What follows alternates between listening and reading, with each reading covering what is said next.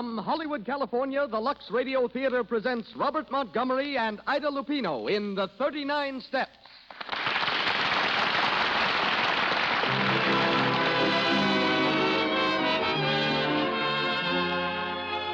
Lux presents Hollywood.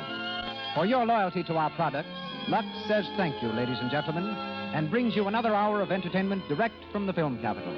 Tonight, we star Robert Montgomery, Ida Lupino, Isabel Jewell, and Gene Lockhart, with Major C.E. Russell, formerly of the United States Intelligence Service, as the evening's special guest. Louis Silvers conducts the orchestra. And here beside me, our producer and your host. Ladies and gentlemen, Mr. Cecil B. DeMille.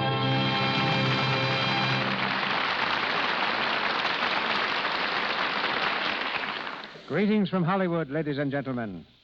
The 39 Steps lead an old friend and a newcomer, Robert Montgomery and Ida Lupino, to the stage of the Lux Radio Theater. Since here last, Robert Montgomery's been rushing back and forth between two lots. One is the Metro-Goldwyn-Mayer studio, where with Rosalind Russell he's completed Live, Love, and Learn. The other is a lot in Beverly Hills, on which Bob has just finished building a new home with a beautiful library. And Bob is a man who really uses his library, for he's constantly seeking new screen material. President of the Screen Actors Guild, Bob devotes at least 3 nights a week to that organization.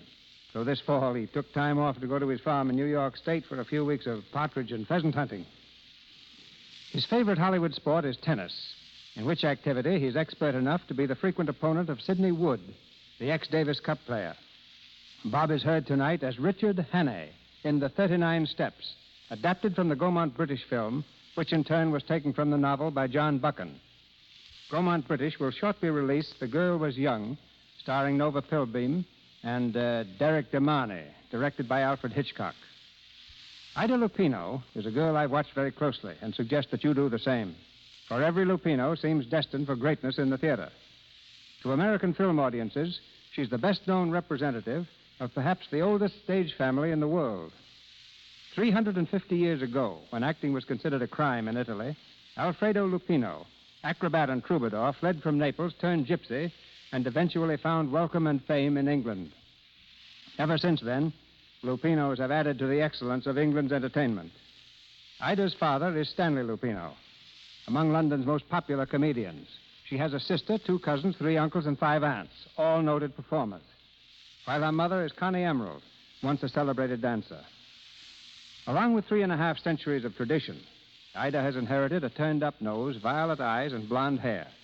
She's an excellent musician and painter, can speak the language of the deaf and dumb, whistles as well as a farm boy, likes to wear sneakers, and is a prize mimic. A highly entertaining miss, you meet her tonight in the role of Pamela.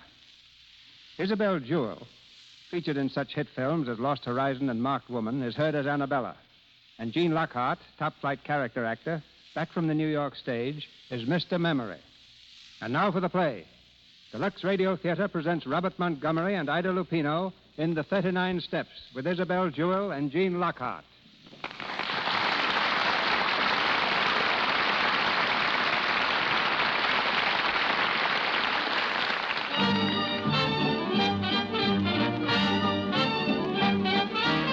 A London music hall.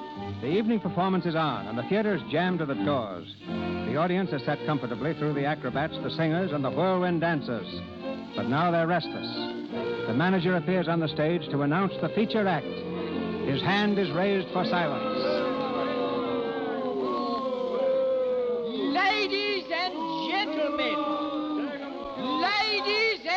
gentlemen, with your kind permission, I now have the honor to present to you one of the most remarkable men in the world. I present Mr. Memory. Thank you. Every day this remarkable mentality commits 50 new facts to memory. 50, ladies and gentlemen. Facts from history, geography, newspapers, scientific books. Millions and millions of them. And he remembers them all. Test him, ladies and gentlemen, test him. Ask him any questions you like, and he will answer fully and freely. Mr. Memory. Thank you. Thank you.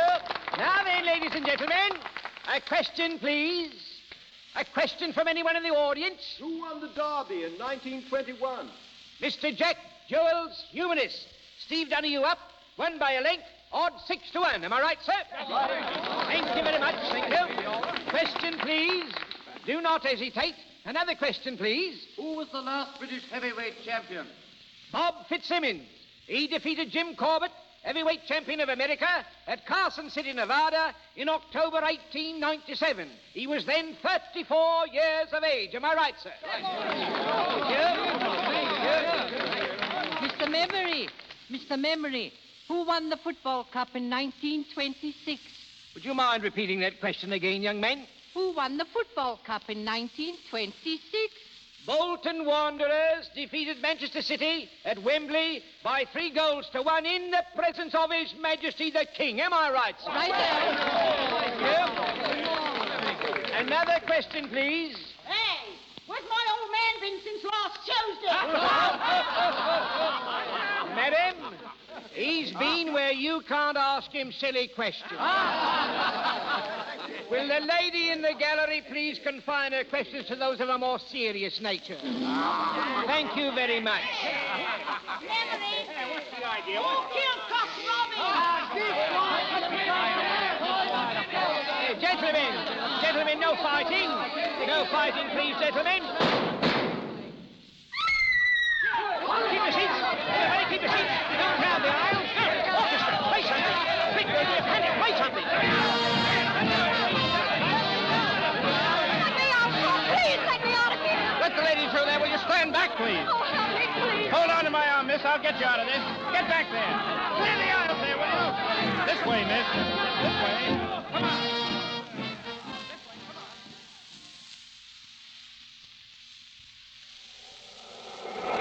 There you are, miss.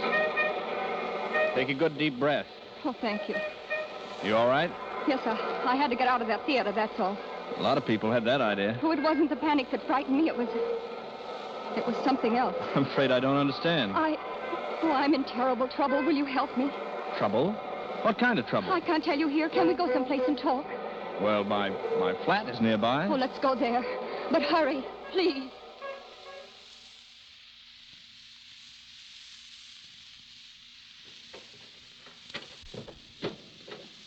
Go in, miss. Thank you. Now, if I can find this light switch. Oh, no. Don't turn on the lights. What? Don't turn them on. It will be safer. I'm afraid I don't... Will you pull down the blinds, please? Very well. This just puts me doubly in the dark. My name's Richard Hannay. Any objections to telling me yours? No, it's Annabella Smith. Smith? Not really. Is there anything wrong with it? No, just an unusual name. What's this all about? You said you were in trouble. You don't believe me, do you? I believe you're slightly hysterical. If I am, I have good reason. I was the one who fired those shots in that theater tonight. You? Why? I had to do something to create a disturbance. I had to get away from there. There were 2 men in that theater who wanted to kill me. Oh, come on. Oh, now. you've got to believe me. But why should anyone want to kill you? Because I'm what you would call a professional spy. A spy? Whom do you spy for? Anyone who pays me. I suppose you're here to dig up some big state secret. No. I'm here to save a secret. For England. Oh. Go on, please. The agent of a certain foreign power is on the point of obtaining a secret vital to your air defense. I tracked 2 of his men to that music hall. Unfortunately, they recognized me. That's why they're after me now. You still don't believe me, do you? No, frankly, I don't, Annabella. Very well. If you will look out of that window, you will see 2 men standing across the street. Look, please do. All right. I'll play your game a bit further. Oh, don't let them see you. Well? By Jove, you're right. 2 of them. They seem to be looking up here. Come away, please. Do you believe me now? Well, I suppose I must. I'm going to tell you something that's not very healthy to know. But now that they've followed me here, you're in it as much as I am. Yeah, so it seems. Have you ever heard of the 39 steps? 39 steps? No, what are they? Never mind, but this much you must know. If those men are not stopped, it's only a matter of days, perhaps hours, before the secret is out of the country. Why not call the police? Because they wouldn't believe me any more than you did. And if they did believe me, how long do you think it would take them to get going? Those men are acting quickly. You don't know how clever their chief is. Clever and ruthless. Well, what's his name? He has a dozen names, and he can look like 100 people. But there's one thing he can't disguise. The top of the little finger on his right hand is missing. Oh, Come on now, you're trembling. I'm frightened. Well, you needn't be. You're safe here, you know. What you need is a good night's rest. Oh, yes, I do. You can have my bedroom. I'll sleep on the couch here in the living room. Are you sure you don't mind? Sleeping on the couch? Well, I've done it dozens of times. No. I mean, being in danger. I'm not quite convinced of that yet. Is there anything I can get you? Yes. Have you a map of Scotland, please? A map of Scotland. I have an atlas over here somewhere. If I could... Oh, yes, here it is. You, going deer stalking or just plain hiking? There's a man in Scotland I must see next if there is anything to be done. I see. Are the 39 steps in Scotland? Perhaps I'll tell you tomorrow. Good night, Mr. Henning. Thank you. Good night, Annabella. Pleasant dreams.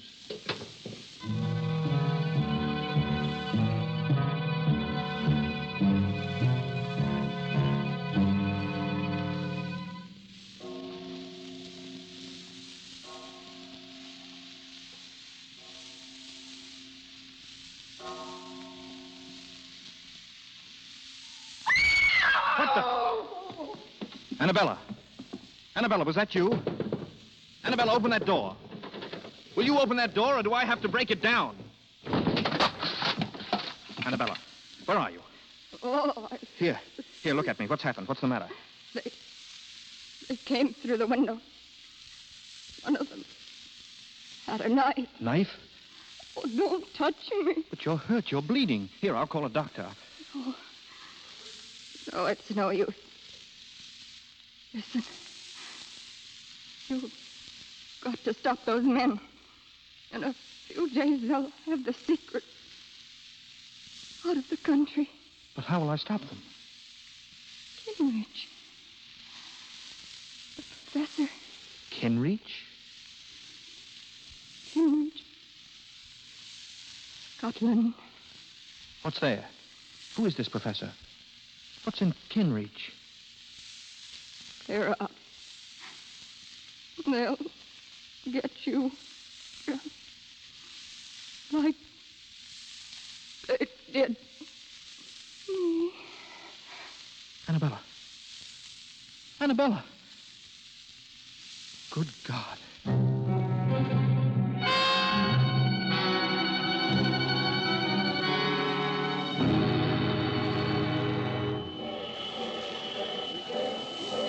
Aberdeen Express, Edinburgh, Kirkcaldy, Dundee, Aberdeen Express. Take it to Kinrich, please. One, sir? Yes, one. Hurry, please. One to Kinreach, Scotland. Here you are, sir.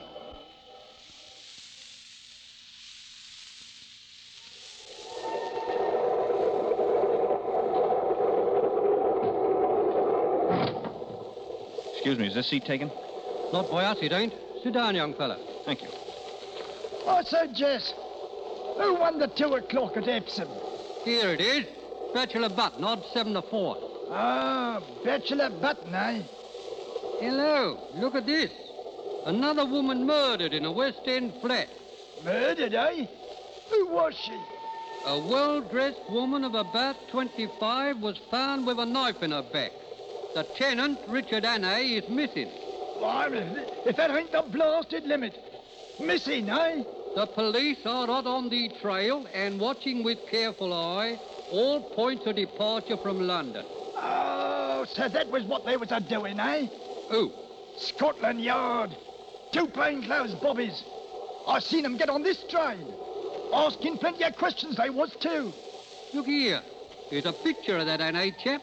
Let's have a squint at him. Rum-looking lot, ain't he? Excuse me. Here, young fella, where you going? Don't you like that seat? Oh, thank you. I just remembered. In a bit of a hurry, wasn't he? He was that. I say. What? I say.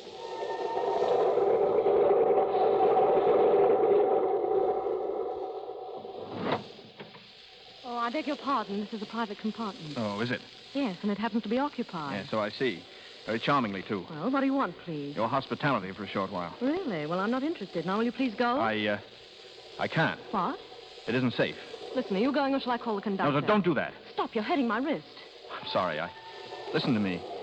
I want your help. My help? I'm Richard Hannay. Hannay? Why, you're the man the police... Yes, but I'm innocent. I swear I'm innocent. Listen, you've got to help me. It's terribly important that I be free for the next few days. You will help me, won't you? Yes. Yes, of course I will. That's fine. I'm sorry if I hurt your wrist. Oh, that's all right. You say the police are on this train looking for you? Yes, that's why I forced my way in here. Oh, I see. And just how am I supposed to help you? Well, they're looking for a man traveling alone. If I stay here with you, they'll think we're together. We'll pose as man and wife, and they won't pay any attention to us. They'll just pass us by. How clever you are. You'll do it? Yes, of course. Say, you're all right. What's your name? Well, what's that got to do with it? Nothing. I just wanted to know who my benefactress was, that's all. No, I'm Pamela Stewart. Pamela? Oh, that's rather pretty. Suits you. Thank you. There they are now. Remember, I'll sit here and pretend to read. You do the talking. All right. Come in. Excuse me. Have either of you seen a man pass here? Young fella, smooth-shaven? Why, no. Wait, are you the police? That's right, miss. Then this is the man you want. He forced his way in here and told me his name was Richard Hannay. Why, did I? Come here, you. Let go of me. Are you Richard Hannay? Well, speak up. Yes. Thank you very much, Miss Stewart. Well, you didn't expect me to harbor a murderer, did you? Unfortunately, I did. And I am not a murderer. We'll see about that. Come on, Hannay. Certainly, gentlemen. I'll go with you willingly. In fact, I'll lead the way. Grab him. He's gone. Here, get after him. Open that door. Can't. He's holding it from the other side. Here, let me try. Together now. 1, 2, 3. Get out of the way. Where is he? Where did he go? Here he is down the passageway. Stop him. Grab him before he gets to the vestibule. Come back here, you. Come back, you. Stop. Have you got in? No, he's gone. What? He jumped off the train. The fool. He's probably lying dead in a ditch. No. The last I seen of him, he was on his 2 feet and running like a rabbit.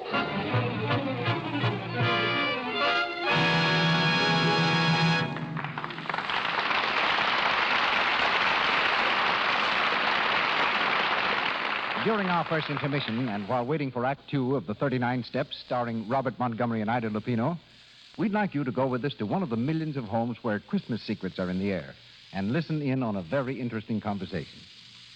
Aunt Sally, come here. I want to see you alone. More secrets, Betty? Well, the house is full of them. Now the door's closed, we can talk. Aunt Sally, what can I give Mother for Christmas? Did you ask her, dear? Yes, and she just says all she wants from me is love and kisses. Well, I did hear her say she needed more stockings. How about getting her some of the lovely sheer ones we saw in the store today? But she always says sheer stockings are extravagant. Not necessarily, dear. They wear very well if you're careful about washing. Just dip them in Lux suds every day.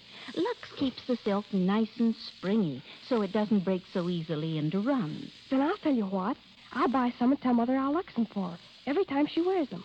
I'll buy a big box of Lux and give it to her with the stockings. Now, that's a real Christmas gift, Betty. Okay, I'll get some Lux Flakes right away. And be sure to use nothing but Lux Flakes, dear.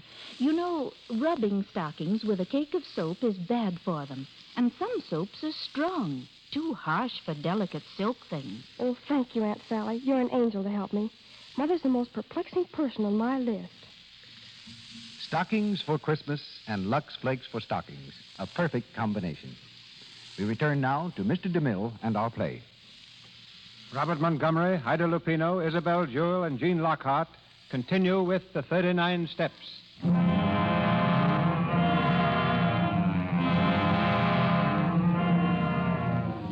2 days have passed, and Richard Hannay, wanted for a murder he did not commit, is still at large. Determined to discover the secret of the 39 Steps, he's made his way to Scotland. The driver of a donkey cart has given him a lift, and he's now on the last leg of the journey, the outskirts of the village of Kinreach. Are you going to stay long in Kinreach, laddie? Well, it all depends. I'm looking for work. You Suppose I could find something? I hae me doubts, laddie. Kinreach is a mighty small town. What do ye do? I'm a chauffeur. Well, I'm thinking you'd better try somewhere else, then. What folks as need chauffeurs, and Kinreach has had them for years. Oh, I see. But, aren't there any newcomers? I mean, somebody told me about... Now, wait a minute. Come to think of it, I did hear something. About a retired professor moving into the big house on the edge of the moor. A professor? Yes. Yes, that's it. I can try it anyhow.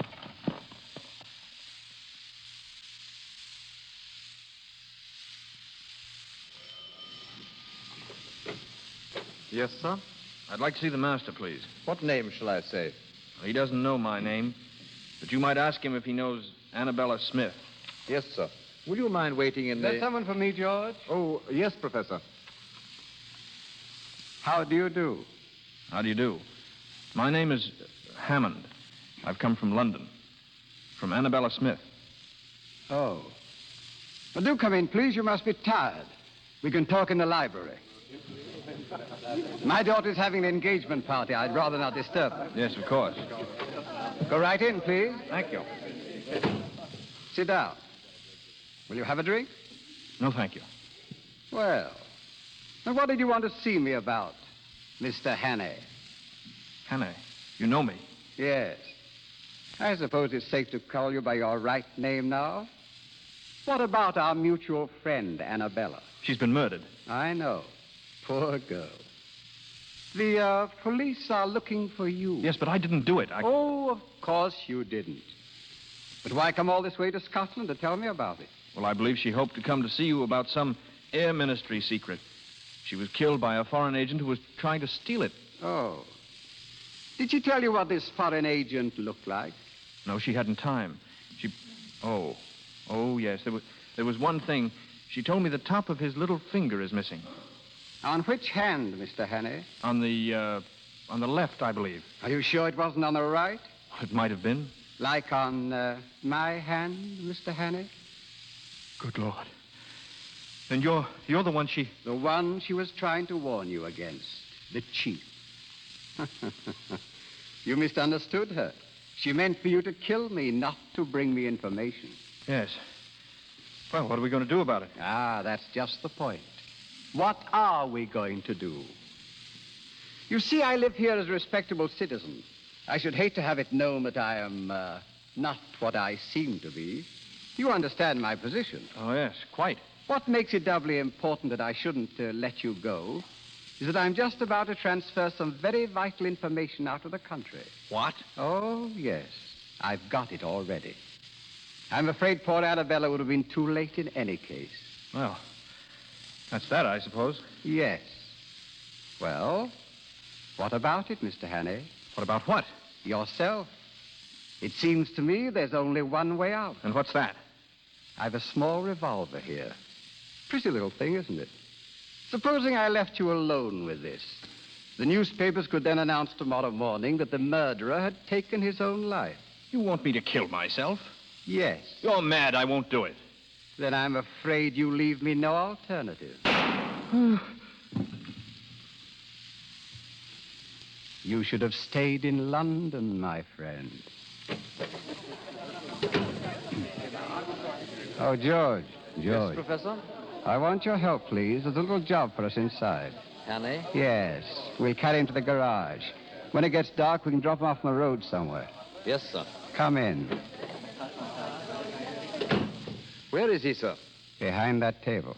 Here, sir? Yes. Pick him up and... I'm sorry, sir, but there's no one here. What? Well, you can see for yourself. But I shot him. The body was lying there on the floor. The body, sir? Seems to have disappeared.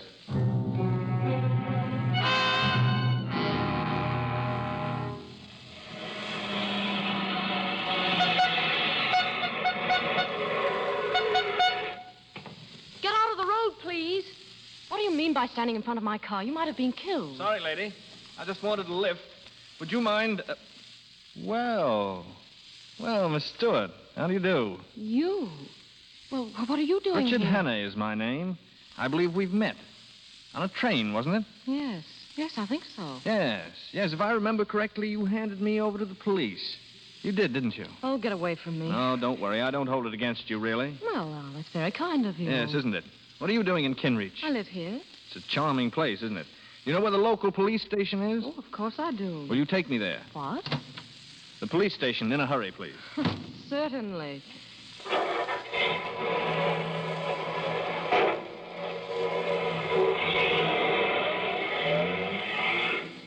Well, I suppose you know what you're doing. Oh, yes.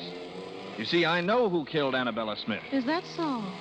The same man who shot me a few minutes ago. Shot you? Yes. Where? Right in the cigarette case. See? There's a hole in one side of it. Handy little thing, cigarette cases. If I hadn't been carrying it about in my vest pocket, the hole would have been in my chest. And who was this arch-villain? Gentleman called the professor. Professor? Oh, now, you don't mean Professor Bartlett. I didn't stop to inquire his last name. Oh, that's very come funny. now. It isn't as funny as that. Do you actually mean you're going to the police with this story? That Professor Bartlett shot you? That he's the one who killed Annabella Smith? Of course, why not? Oh, and you expect them to believe it, I suppose. Well, you don't, evidently. No, and neither will they.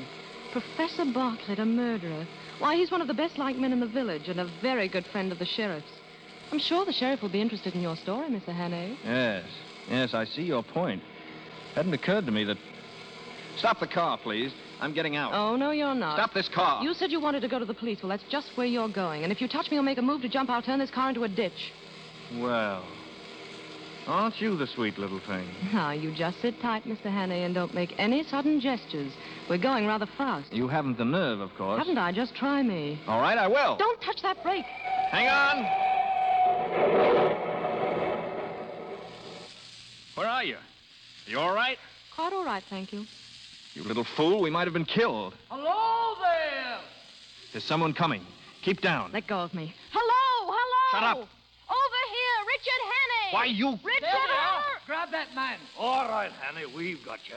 And don't try any funny business. Stand up. Yes, of course. Are you the police? We've been looking for you, honey. Put the bracelets on him, Joe. Right you are. Put out your hand. There we are. Now put out the other one on the girl. Here, what are you doing? We are handcuffing you to your friend here. Any objections? Now see what you've done. Oh, shut up. Listen, you can't do this. I don't even know this man. You ride around the country with him in a car, but you don't know him. Of course you don't. Yes, but I'm telling you, Keep I your don't. mouth shut. All right, Joe. Take him to our car. It's a good day's work for us. Will you please move over? You talking to me? Yes, I am. Very well. Ow, my wrist. Well, you asked me to move, and if I move, you move with me. It's a scientific fact that when two people are handcuffed together... Officer, must I be chained to this man? Aye, you must. And keep quiet about it. Wait a moment. Where are you taking us? This isn't the way to the sheriff's office. Well, we're not exactly going to the sheriff's office. Eh, Joe?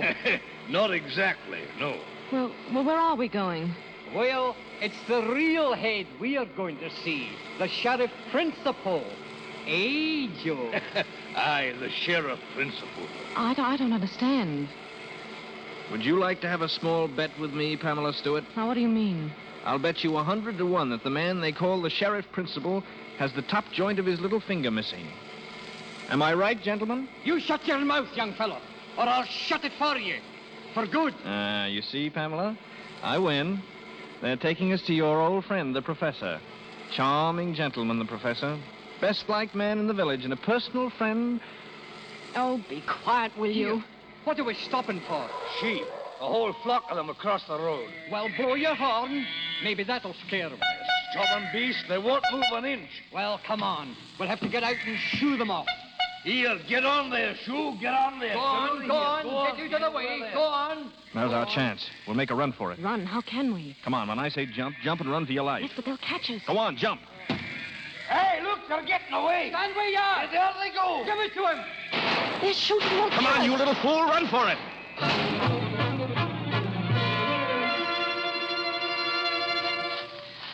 Please, don't go so fast. You're hurting my wrist. Shut up. Oh, I can't go any further. I've lost my shoe. Where? Oh, back there. Well, forget it. All right. Sit down. Sit down for a while. You think we've lost those men? Now, it's as black as pitch on this moor. They'll never find us now. You know, this is all very silly. You can't escape. What chance have you got handcuffed to me? Keep that question for your husband when you get one. Meanwhile, I'll admit that you're the white man's burden. Oh, yes, I know, and I can't tell you how it comforts me. Oh, why don't you give yourself up? To whom? Oh, give yourself up to Scotland Yard. Thank you, but it's a little impractical at the moment. Listen to me. I told you the truth on the train, and I'm telling it to you now. There's a dangerous conspiracy against this country, and I'm the only man who can stop it. Ha-ha, I don't believe you. All right, very well, then. I'm just a plain, common murderer who stabbed an innocent, defenseless woman in the back in Portland Place, London. I don't know how innocent you may be, but you're a woman, you're defenseless, and you're alone on a desolate moor in the dark. And you're manacled to a murderer who would stop at nothing to get you off his hands. If that's the story you prefer, have it, my lovely, and welcome. Well, I'm not afraid of you. Why not? For all you know, I murdered a woman. You listen to a bit of advice. From now on, you do everything I tell you to do, and do it quickly. Oh, you wretched boy. I admire your pluck, but you keep a civil tongue in your head. Otherwise, I might feel the next killing was a bit overdue. All right, on your feet now. Well, where are we going? I see some lights over that way. We'll do a little investigating. Well, I won't go. I'm going to stay right here. Pamela, are you forgetting I murdered a woman? Well? Don't you strike me. I'll go.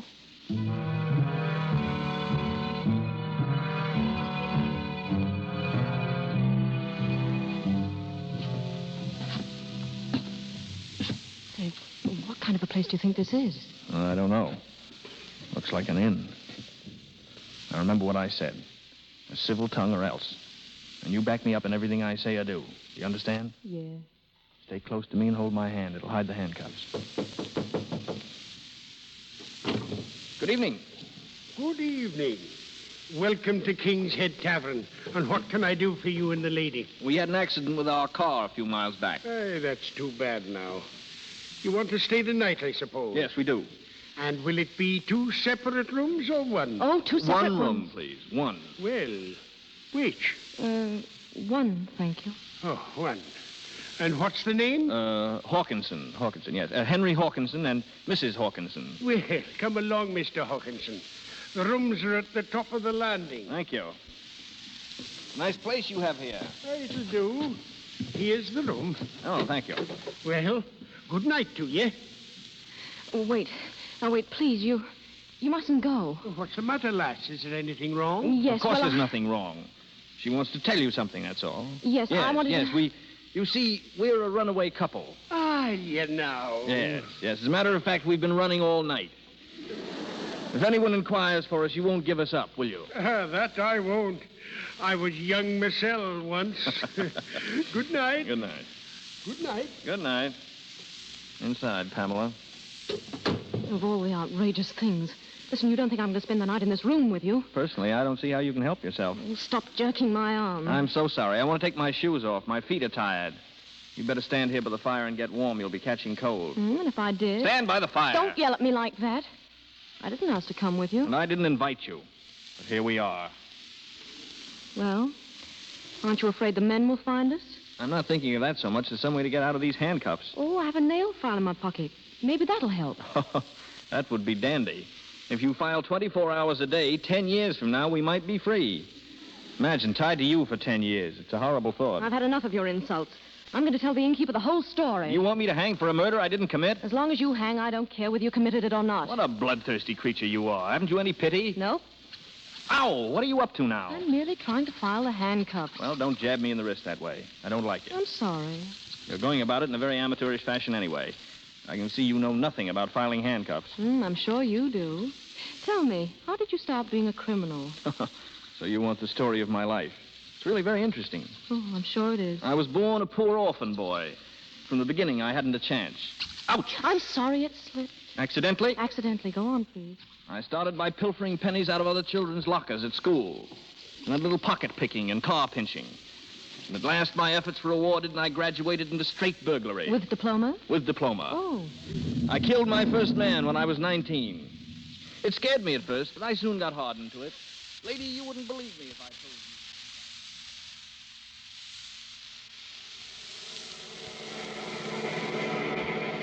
you. It was your fault. The whole thing was your fault. My fault? How do you make that out? If you hadn't stopped the car for those blasted sheep, we'd have had the two of them in the professor's parlor right now. We'd better have them there soon, is what I say. The professor was anxious about Hanny. Knows too much, he said. Get him. Get him? We had him. And the girl, too. If don't suppose they'd head in somewhere, do you? Stop at a tavern, I mean. They might, in this weather. There's a place about 4 miles back. King's Head Tavern, it's called. King's Head Tavern. That'd be somewhere near where they gave us the slip. Turn around. You'll find out. Right. And if we see him again, blast you. Shoot straight. I will, all right. You can depend upon that. And then little by little, and year by year, I sunk lower and lower. And you got better and better. That's right. You might have read about me in the papers. They call me Hannay, the Cornish Bluebeard. And that, milady, is the horrible story of my life. Dear, dear, and you have such a nice face. How many people have you killed altogether? 9. If you don't watch the point on that nail file, it may be 10. Ouch! At least I'm trying to do something. Well, if you don't mind, I'm going to try and get some sleep. I haven't had a wink for 48 hours. Well, I'm not in the least bit tired. Besides, I have to stay by the fire and get dry. All right. You don't mind if I stretch out in the chair, do you? No, not at all. Thank you. Good night. Good night.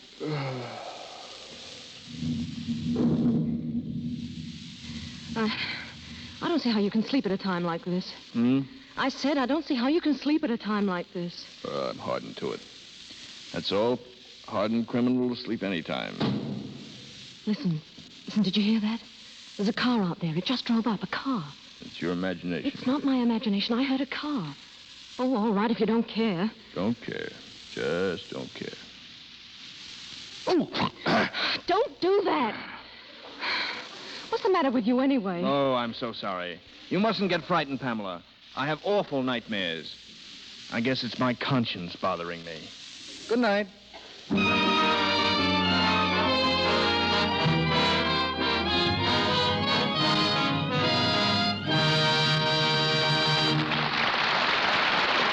pause for station identification. This is the Columbia Broadcasting System.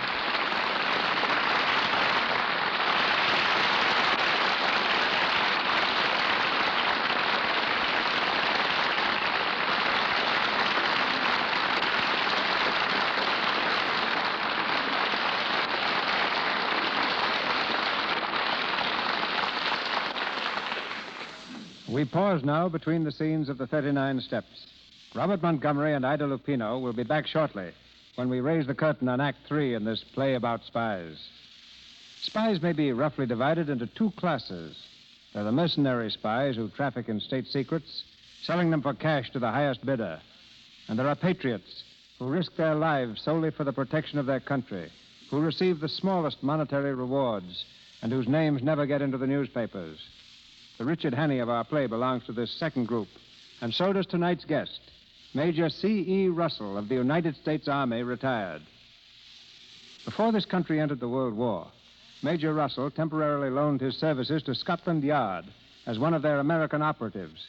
Back in the United States Army during the war, he served on a special staff in France. He later instructed our Army officers in the art of espionage and is the author of a standard military textbook on this subject. With such a background, Major, there should be no better authority to answer the question, just what are the qualifications that make a valuable spy? The qualifications today, Mr. DeMille, are exactly the same as in biblical times, and the instructions which are taught follow very closely those which Moses gave to his men when he sent them forth to spy out the land of Canaan, to learn what the land contained, the strength of the enemy, if the people were content, and how strong were the walls. Then, as today, spies had to have powers of observation, of memory, and description. These are the 3 traits that must be developed in a capable espionage agent, and are the least developed of all human traits. In addition, he must have common sense, a good general education, an ability to take orders, and preferably a knowledge of foreign languages. I've noticed that the opinion held of a spy varies greatly. Some people have only the greatest respect and admiration for a spy. Others consider them vicious, double-dealing scoundrels who stop at nothing to attain their end. How well do I know that? But I think these people would change their minds if they only realized that spies are one of the greatest forces for world peace. I am, of course, referring to patriotic spies, not mercenaries. I believe that a patriotic spy, by keeping his country informed of military activity in other lands, enables his own nation to properly prepare itself, and a properly prepared nation is a nation seldom attacked. The war that they are ready for rarely comes. If what I've observed is true, you soldiers who fight with your brains instead of bayonets are finding more and more women as your co-workers. How does a woman compare with a man as a spy? Very favorably, up to one point. A woman's heart will rule her head much more quickly than a man's. Today, there is probably one woman to every 2 men in the world's espionage service. We've learned that if you want to make a man talk, send a pretty woman. And when we want to make a woman talk, we make her jealous. Both theories work amazingly well. It would appear to me that spying is one activity which provides little or no room for modernization. Along with qualifications, I presume that methods have changed little since the days of Moses. That's very true, Mr. DeMille. They remain essentially unchanged. But there have been radical technical changes in carrying out those essentials. For instance, there's a machine recently developed in this country so delicate and so accurate that it can etch an invisible secret message on a surface no larger than a grain of corn. Or, to employ a commodity with which perhaps you're more familiar, it could etch the map of an entire country on a single Lux flake. And that's probably the finest, thinnest, and most fragile thing I can think of for the moment. I know that you can read through a flake of Lux, Major. It's actually only 2/1000th of an inch thick. I see. Almost as amazing as this machine I'm speaking of. Lux flakes remind me of women. And women, in turn, recall an amazing spy story I encountered during the World War. It concerns a Swiss opera singer who volunteered in the French Red Cross as an entertainer. For 2 years, she made periodic visits to a home in Switzerland, each time using the same route over the French border. One day, she started to cross and found a new officer in charge. He took a good look at her and immediately ordered his women assistants to search her. They returned with the petticoat of this famous singer. Suspecting that it might contain invisible writing, the lieutenant called for hot irons and himself applied them to the petticoat. The heat revealed what had been invisibly written in lemon juice, the complete working drawings of a new French war tank. The reason the lieutenant had suspected Madame was that before the war, he had been a style designer in Paris. One of the first things he observed about the singer was that while she was dressed in the height of fashion, she wore a starched petticoat, and starched petticoats had been out of style for 10 years. And to me, one of the truest utterances of the great French General Marshal Foch was his statement to a group of his espionage agents. You will die 1,000 deaths, he told them, before oblivion comes, while the man in the trenches dies but once. And no better example can be found, Mr. DeMille, than that patriot of Revolutionary War, John Honeyman. Too old to carry arms, he became a confidential spy at Washington's urgent request and posed as a Tory. Despised by his wife and family, ostracized by his friends, he became a cattle buyer for the British Army. American soldiers were ordered to shoot him on sight, but John Honeyman kept his promise never to disclose his real identity. Once he allowed himself to be captured, knowing he might be shot, but there was a chance of being brought before Washington first. This fortunately happened, and Honeyman was able to disclose to Washington how some of his own men were on the verge of assassinating him by placing poison in the general's food. And it was John Honeyman who, on Christmas Eve, crossed the Delaware alone, entered Trenton, discovered the condition of the Hessian troops, and reported back to Washington on the other side. On Honeyman's unsupported testimony, Washington made his celebrated crossing, won his celebrated victory that turned the tide. Honeyman returned to his New Jersey home after the war, still an outcast, still an object of hate and scorn.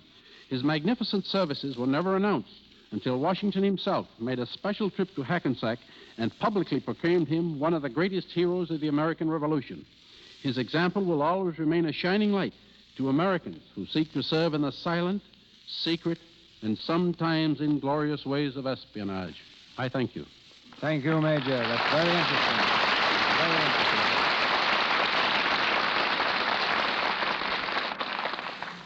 Once again, the 39 Steps, starring Robert Montgomery and Ida Lupino, with Isabel Jewell and Gene Lockhart.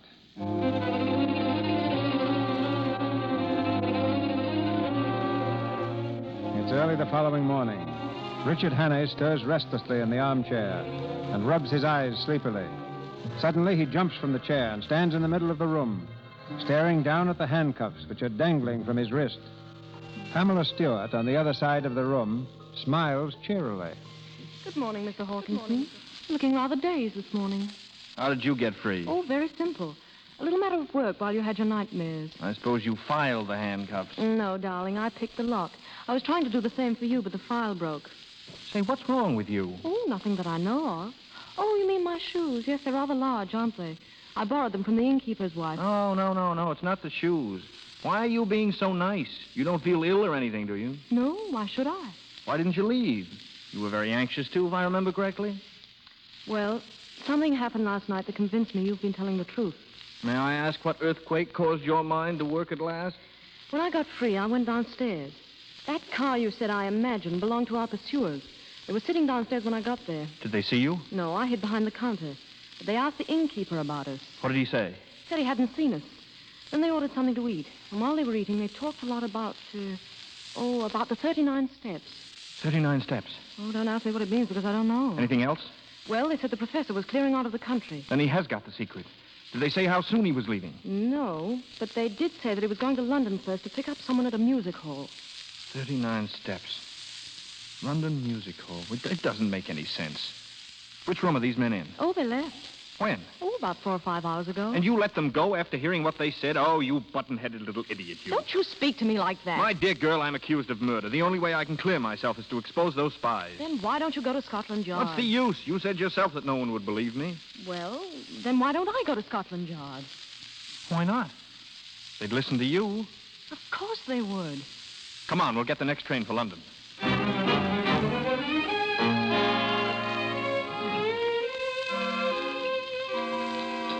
You wish to order now, sir? No, thank you. I'm waiting for someone. I beg your pardon, sir. Your face looks familiar. Are you in the cinema? No, I'm not. Bring me a bottle of ale, will you? Very good, sir. Oh, make that 2, please. Yes, miss. Pamela, sit down. Did you think I was never coming? Not exactly, but I was getting nervous waiting. Well, what happened? Did you go to Scotland Yard? Yes. Well? Prepare yourself for a shock. Why? They've checked every possible channel. The Air Ministry are positive that no papers are missing that would be of any possible use to spies. But that's incredible. Are you sure? Well, that's exactly what they said. I don't know what to make of it. I think you've been tricked. Well, certainly is all very bewildering. Oh, I'm sorry, Richard. Really, I am. Look, I think you better go now. Go where? Oh, any place. Leave the country. I'll help you. You? Oh, I know it sounds funny, but somehow I couldn't bear the thought of them catching you again. Why, Pamela? Oh, I don't know. I guess I've just changed my mind about you, that's all.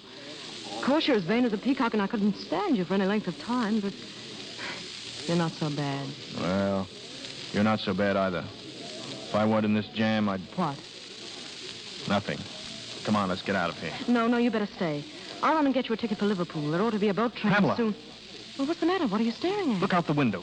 Do you see that billboard across the street? Yes. Is there anything strange about it? A list of acts playing this week at the Palladium.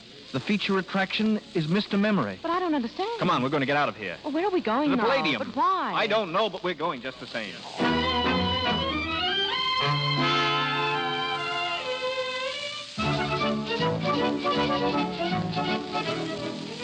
Here are your seats, sir. First 2 on the aisle. Thank you. Sit down, Pamela. This is silly. In the first place, the show's almost over. If anyone sees you here, what are you looking for? Be quiet. I'm just playing a hunch, that's all. Well, you're playing the fool if you ask me.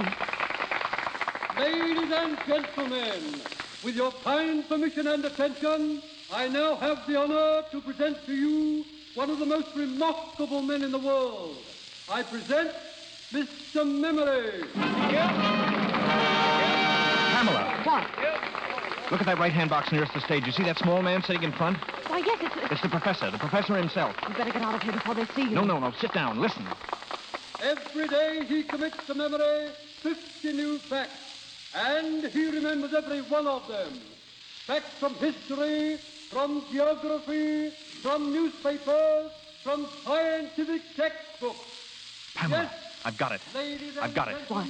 Don't you see the details of this Air Ministry secret have been borrowed, memorized by Mr. Memory, and then put back again before anyone could know? Why, that's it. Of course it is. Pardon me, sir, but there's a gentleman who would like to speak to you. Who, me? You, Richard Annie? Well, You're under arrest. Wait, officer.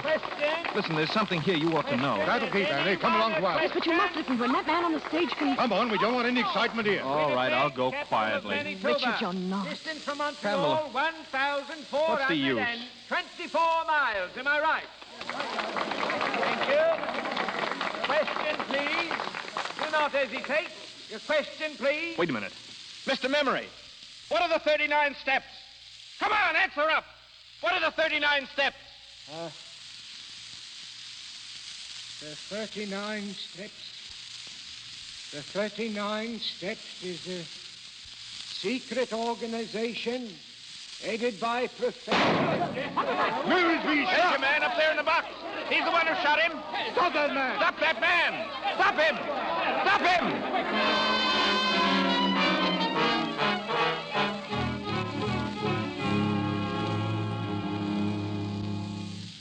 I want to see Mr. Memory, please. Where's his dressing room? Number 5, but you can't go in now. Well, I'm afraid we have to. Detective, have you a pencil and a piece of paper? Yes. I want you to write down everything you hear. But listen here, I Do as he tells you, please. I'm going to prove to you that the man who shot Memory is the murderer of Annabella Smith. What is it? We want to see Mr. Memory. How is he, Doctor? Very bad. Did they get the man who shot him? Yeah, we got him all right. He'll hang for it, too. Oh, Mr. Memory. Mr. Memory, can you hear me? Yes. Mr. Memory, there's something I'd like you to tell us, please. Yes. What was the secret formula you were taking abroad? Will it be all right, my telling you? It was a big job learning it. The biggest I've ever tackled. I don't want to throw it away, sir. It will be quite all right.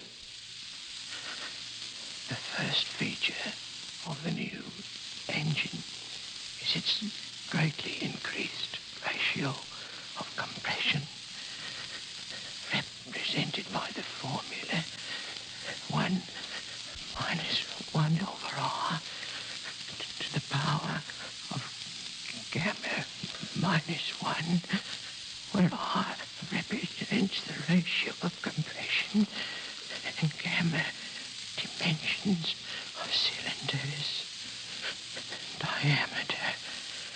This device renders the engine completely silent.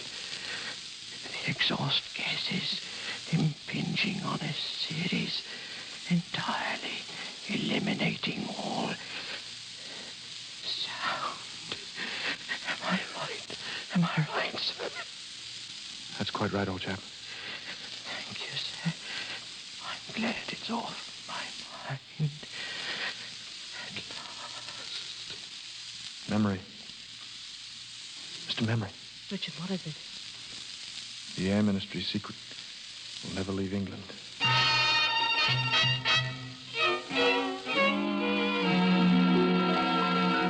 This way, please. We can pick up the police car on the corner. The police car? Where are you taking us? The Scotland Yard, of course. Scotland Yard? But you can't do that. You heard what that man said. He didn't kill anybody. Easy now, easy. He'll be all right. All we want is to put the story on the record. Oh, that's better. You've nothing to worry about at all. He'll be a free man in her now, Mrs. Annie. Hannay? Well, what are you talking about? Well, Mrs. I'm Hannay? sorry. I thought... That would be just fine, that would. We were together for one day, and we fought for 24 hours. 20? You were asleep 4 hours. Can you imagine what it would be like? Fight for breakfast, fight for lunch, fight for dinner. One long, drawn-out battle for the next 30 or 40 years. Oh, 30 or 40 years. Do you think we could keep it up that long? I mean, really. Well, we could try.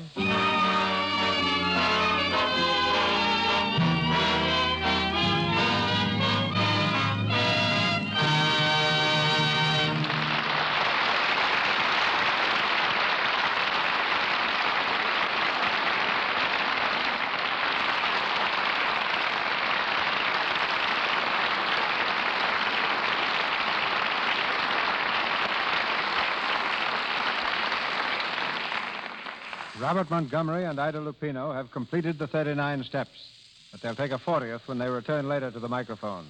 First, a word from Melville Ruick. Thank you, Mr. DeMille.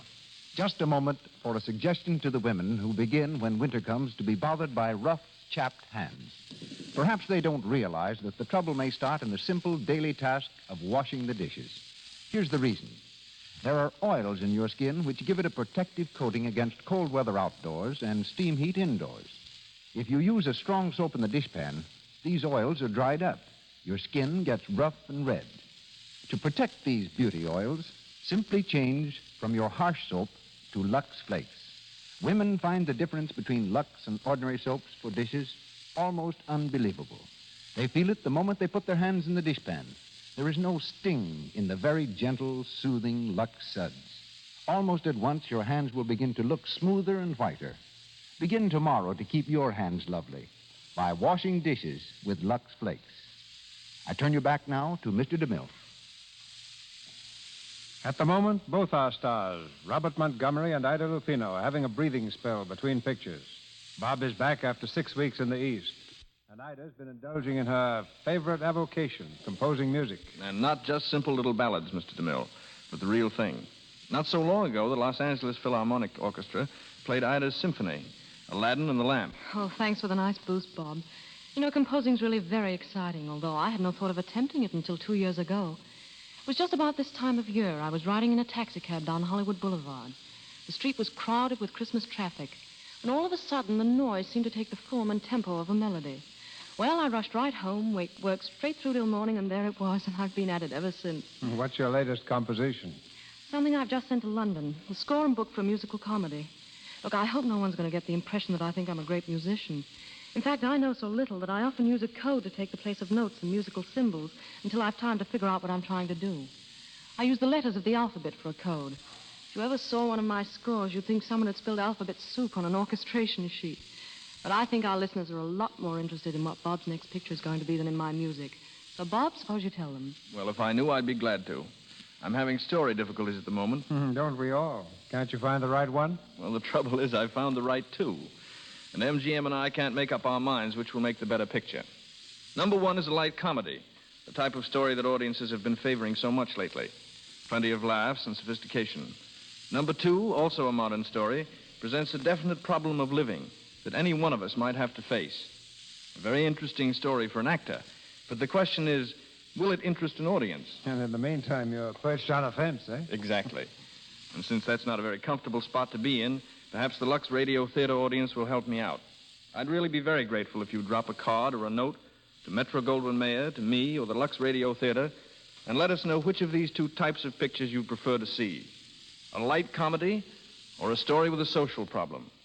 In the meantime, my thanks and good night. Good night, Mr. DeMille. Good night, Ida. Good night, Bob.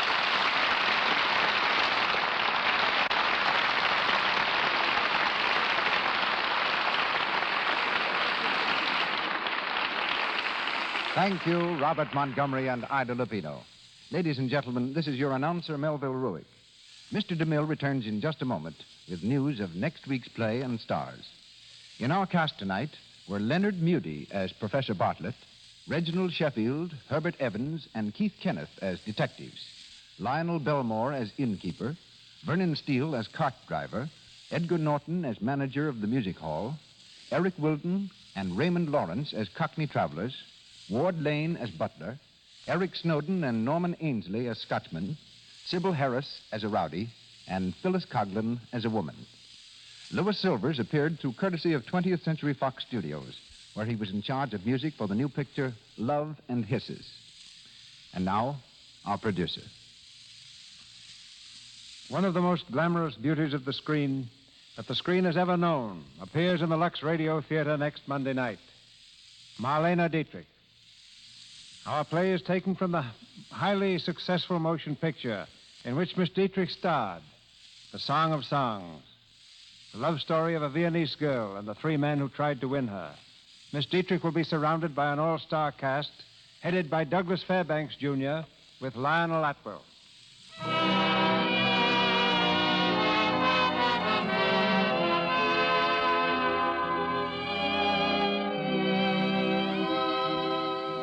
Our sponsors, the makers of Lux Flakes, join me in inviting you to be with us again next Monday night when the Lux Radio Theater presents Marlene Dietrich, Douglas Fairbanks, Jr., and Lionel Atwill in The Song of Songs. The special guest of the evening will be the creator of Mickey Mouse and the Silly Symphonies, Mr. Walt Disney. This is Cecil B. DeMille saying good night to you from Hollywood. This is the Columbia Broadcasting System.